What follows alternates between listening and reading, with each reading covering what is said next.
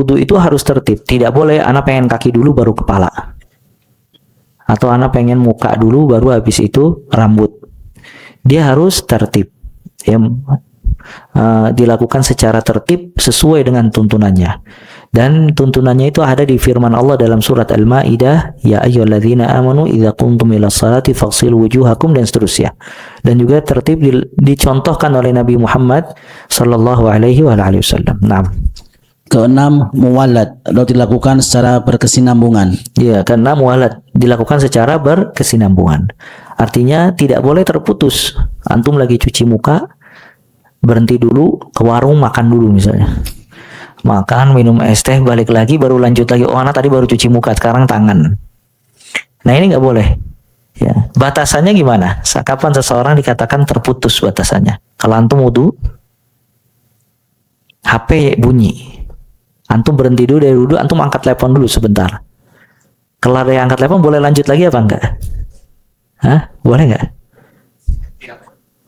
Atau antum lagi wudu, baru cuci muka, kumur-kumur, ingat HP ketinggalan di motor. Antum ngambil HP, balik lagi. Nah, itu lanjut atau ulang dari awal? Hah? Ulang dari awal apa lanjut? Kalau tadi yang makan dulu, lanjut apa ulang dari awal? Hah? Nah, jadi batasan orang dikatakan mualat kalau terputus itu gimana? Kapan dia dikatakan terputus? Enggak mualat, dilakukan secara berkesinambungan. Sebagian dikatakan uruf, itu dikembalikan ke kebiasaan kita. Cuma sebagian dikatakan sebagaimana kitab Zadul Mustaqni, selama anggota tubuh yang terakhir kita berwudu tidak kering, maka itu dikatakan masih berkesinambungan. Misalnya antum cuci muka, kemudian berhenti sedikit, nanti balik lagi. Cuman air di wajah itu masih belum kering. Walaupun di tangan udah kering misalnya. Atau jangan tangan kan sunnah. Cuci ini tangan sampai sikut, udah kelar, ingat misalnya ada sesuatu, kita tinggal. Nah, ketika kita balik berwudu, ini masih basah. Tapi wajah udah kering. Cuman anggota badan terakhir yang kita basuh masih basah, maka selama itu pula kita boleh melanjutkan. Bisa dipahami ya?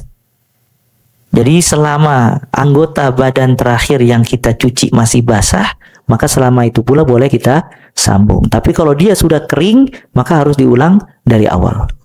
Nah, ini dijelaskan dalam kitab Zadul Mustaqni tentang batasan mualat. Kapan seseorang dikatakan putus berkesinambungannya ketika berwudu. Jadi kalau antum lagi wudu, HP ketinggalan di motor, antum ambil sebentar, balik lagi, kemudian wudu lagi, sah apa enggak? Hah? Sah. Dengan syarat motornya deket. Ya. Tapi kalau antum kayak di Istiqlal, ya, tempat wudu, keluar dulu, parkiran paling ujung, nanti balik lagi itu, ya udah kering. Bisa dipahami ya? Tapi kalau mungkin di masjid ini antum lagi wudu, motor deket di situ, balik lagi, sah, nggak jadi masalah. Ya. Atau antum di Masjid Nabawi lagi wudu, ternyata ada ketinggalan di hotel. Antum keluar lagi ke hotel dulu, balik, oh tadi muka, sekarang anak lanjut. Ya itu udah kering, diulang dari awal. Bisa dipahami ya? Mualat. Nah, ini semua 1, 2, 3, 4, 5, 6 kewajiban-kewajiban wudu semuanya terkumpul di dalam firman Allah surat Al-Maidah. Tafadhol dibaca. Allah Ta'ala berfirman, hai orang-orang yang beriman, apabila kamu hendak mengerjakan sholat, maka basuhlah mukamu dan tanganmu sampai dengan siku, dan sapulah kepalamu, dan basuh kakimu sampai dengan kedua mata kaki. Nah, ini potongan ayatnya, ya sebenarnya ayatnya panjang, cuman ayat ini istimbat para ulama mengeluarkan dari ayat ini semua kewajiban-kewajiban wudu. Nah, kalau kewajiban ini ditinggalkan, wudu tidak sah. Maka antum lihat, ya ayyuhalladzina amanu, wahai orang-orang yang beriman, apabila kalian hendak sholat, maka cucilah wajah. Ini yang pertama, mencuci muka. Dan termasuk mencuci muka apa tadi?